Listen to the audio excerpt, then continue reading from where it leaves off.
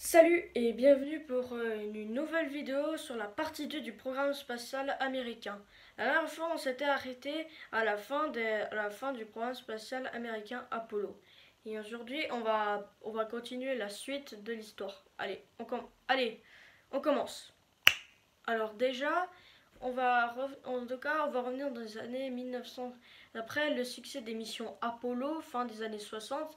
Mais ensuite, après, il y a eu, dans les missions Apollo, il y a également l'amélioration des missions Apollo, les missions J, qui étaient une meilleure version des missions H. Et du coup, il y a eu le rover lunaire. Et du coup, la fusée Saturn V, justement, a été beaucoup plus puissante. Et du coup, à cette époque-là, on est en 1981. Les États-Unis, après avoir terminé le programme Apollo et acquérir des connaissances avec la vie en orbite, avec le programme Skylab. Donc Skylab était un réservoir de Saturne V, donc le troisième étage ici, que j'ai expliqué dans ma vidéo de la Saturne V. Et du coup, je vous invite à la voir. Je pense que j'explique en détail ce que c'est la vidéo. Et si vous voulez savoir plus de sujets sur la Saturn V, bah allez la voir justement. Ça vous fera plus de ça, il y aura plus de détails et je pense qu'elle est bien faite. Alors du coup, les États-Unis, après avoir terminé le programme Skylab, s'apprêtent à tester la machine la plus complexe jamais conçue dans l'histoire de l'humanité, un véhicule spatial de plus de 70 tonnes à vide, collé à un lanceur surpuissant et capable non seulement de se mettre en orbite autour de la Terre, mais également capable d'emporter une satellite une vingtaine de tonnes en orbite pour enfin finir par se poser délicatement comme un planeur. Il y a également une caractéristique dans laquelle la NASA nourrit de grands espoirs. Elle est réutilisable. Ce concept, tout nouveau pour l'époque, permet d'avoir un programme moins coûteux et permet de faire des lancements très fréquents.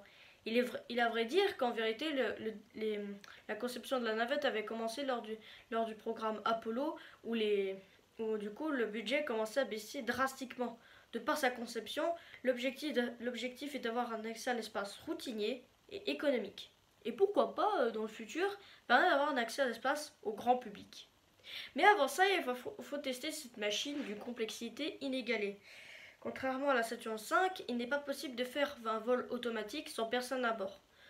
En 81, la NASA avait déjà 3 ans de retard sur la date initiale du premier vol et du coup, la date initiale du vol est prévue pour le 12 avril 1981.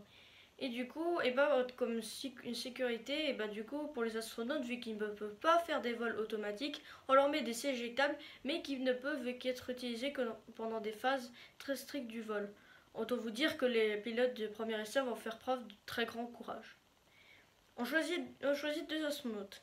La navette est conçue pour 7 astronautes, mais il faut un minimum de 2 pour la piloter. John Young et Bob Crippen. John Young est déjà une légende du vol spatial. Il a volé sur 2 missions Gemini, 2 missions Apollo et a marché sur la Lune lors d'Apollo 16. Ses liens avec la navette étaient tissés dès sa mission lunaire.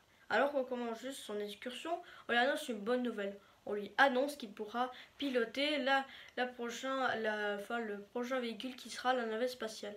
Et du coup, pour ce premier vol, la Kennedy Space Center, le souci c'est que la navette elle arrive sur le pas de tir et du coup les astronautes s'y installent et du coup avec John Young se trouve également Bob Crippen.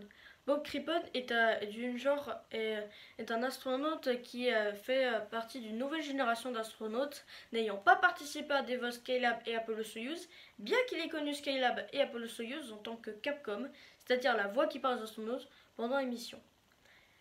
Non seulement elle s'apprête à faire un test aux conditions réelles de la navette, mais c'était également un grand test pour les réservoirs centrales et les 2 puissants boosters. D'ailleurs, on va parler de l'orbiteur. Alors déjà, j'ai l'orbiteur, j'en ai fabriqué un en Lego. Bah oui, je voulais vous dire que maintenant je joue au Lego. Et du coup, je vais vous présenter l'une de mes 2 créations. Donc, ça, c'est la Saturn V que j'ai fait. Et du coup, je vous montrer le Space Shuttle et le Boeing 747 SCA que j'ai fait moi-même avec de la récupération. Je vais vous le montrer, c'est juste à côté.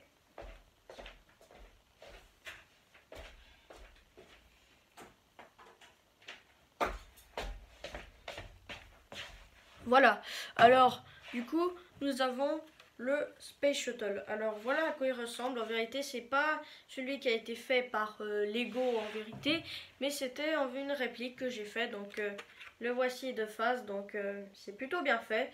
Ensuite après derrière, bon c'est dégueulasse mais c'est juste pour que les ailes elles tiennent parce que c'est plusieurs accouplements de pièces, hein. C'est plusieurs bouts, là c'est un bout et là c'est... Bref, c'est un truc. Et puis du coup, bah, j'ai tout refait. D'ailleurs, les moteurs, il manque juste un. Là, ça, c'est moi qui ai inventé. L'aile delta que j'ai réussi. Enfin, non, pas l'aile delta, mais l'avant. Et du coup, le cockpit, voilà à quoi ça ressemble. Et du coup, je n'ai pas le réservoir central ni les boosters, mais si vous voulez, il y a aussi la maquette Lego du Space Shuttle qui a été réalisée. Et bientôt, il y aura l'ISS. Si vous voulez, vous pourrez la faire. Et du coup, d'ailleurs l'ISS, je vais en parler plus tard dans la vidéo, je vais en parler. Et du coup, dans le Space Shuttle se trouve en vérité une super soute. Enfin, des toits s'ouvrent sur le dos de la navette et donne à une immense soute qui en vérité est constituée de plusieurs choses. D'abord, il y a le Canadarm, donc en gros, c'est un bras robotisé qui permet d'aller récupérer les objets dans l'espace et du coup, ça permet de capturer des satellites ou de manœuvrer des objets dans l'espace. Et du coup, bon, il y a également un truc que j'ai refait en réalité, en tout cas, je l'ai refait. C'est en vérité, en tout cas, en tout cas, à cette époque-là, la navette spatiale, en tout cas, c'était plutôt pour servir à envoyer des satellites.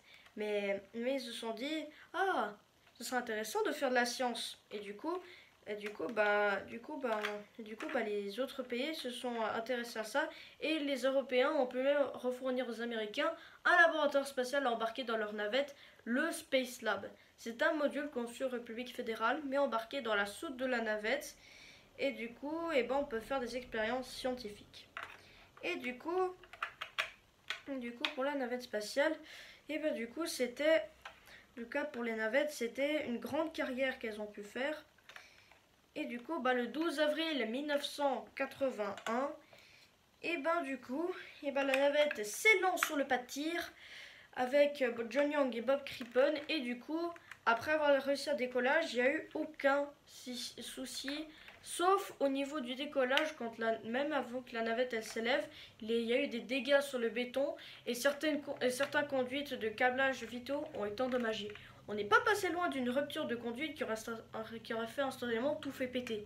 Également, à l'allumage des moteurs principaux de la navette, de l'hydrogène qui s'était accumulé s'est immédiatement enflammé, générant une petite explosion qui a endommagé légèrement l'arrière de la navette. Mais heureusement, tous ces problèmes sont réglés lors des prochains vols. Et du coup,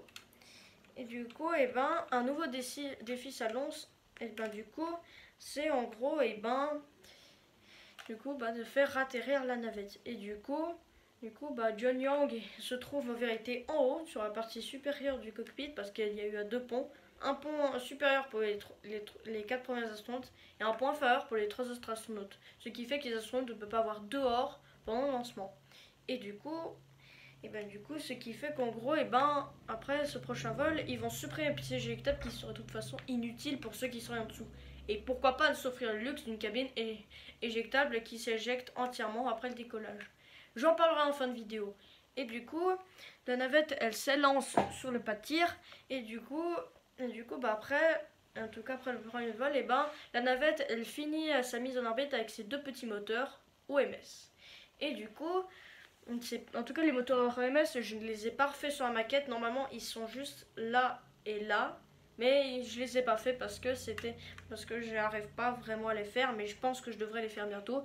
Bref, en gros après, ils ont fait la mise en orbite et du coup, Young est très heureux du niveau supérieur de la navette Columbia et que surtout, j'avais oublié de vous parler, mais en effet, ils devaient trouver des noms également, pas les astronautes, mais la NASA a dû trouver des noms pour les navettes spatiales. Donc en gros, voici les 5 noms des navettes spatiales. La première, Columbia.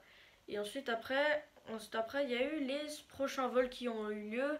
Et du coup, après, la navette Columbia, après, elle s'est posée. Après 2 jours, elle est rentrée, puis sans aucun souci.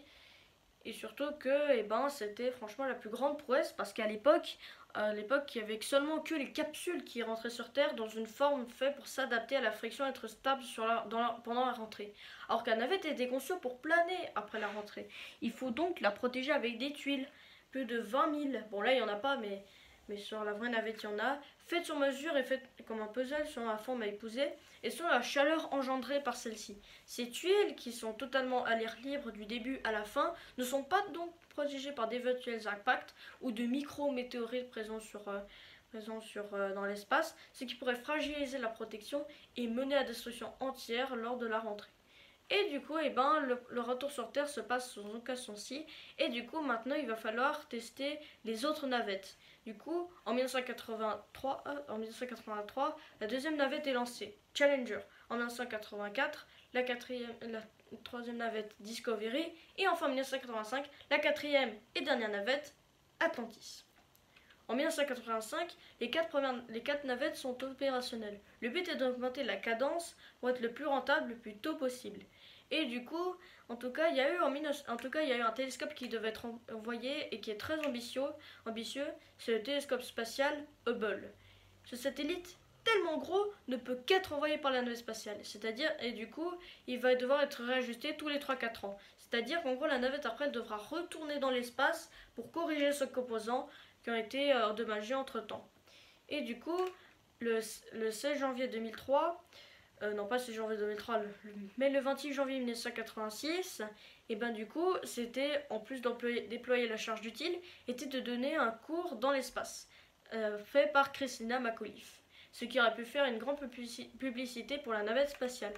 Mais le 28 janvier 1986, la navette Challenger explose à la 73e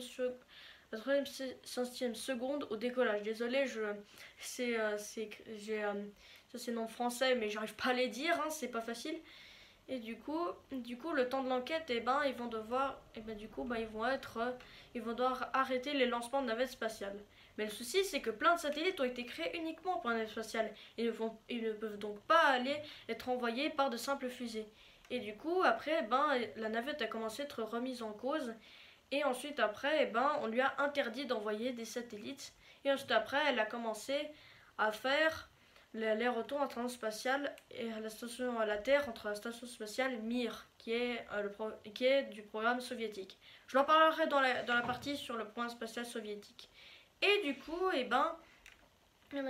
ce qui a fait qu'en gros, la navette a commencé à devenir peu utile. Et également, il y a eu un autre pays qui a lancé le programme spatial de navette, c'est Buran. En effet, la navette soviétique, elle n'a fait qu'un vol et du coup, elle a fait qu'un vol et après, elle a été détruite en l'an 2000 lorsque le hangar s'est effondré. Du coup, après, la prochaine fois, sur la prochaine partie, nous parlerons cette fois-ci de la suite et que également de l'ISS et ensuite de la folle histoire du programme spatial américain et ensuite après je vais vous parler de la suite je vais vous parler je pense la semaine prochaine je vais vous parler de la suite du programme spatial américain, mais je vais également vous parler de la suite du programme américain, mais aussi la planète Mars. Donc voilà le planning. Donc j'espère que cette vidéo vous aura plu. En tout cas, cette vidéo, elle m'a pris du temps à faire, surtout que c'était pas facile à la faire. Donc en tout cas, merci beaucoup pour votre soutien. J'ai vu que ça vous plaisait énormément. Donc merci et surtout, pas, soyez guidés et cherchez la vérité. Allez, à plus.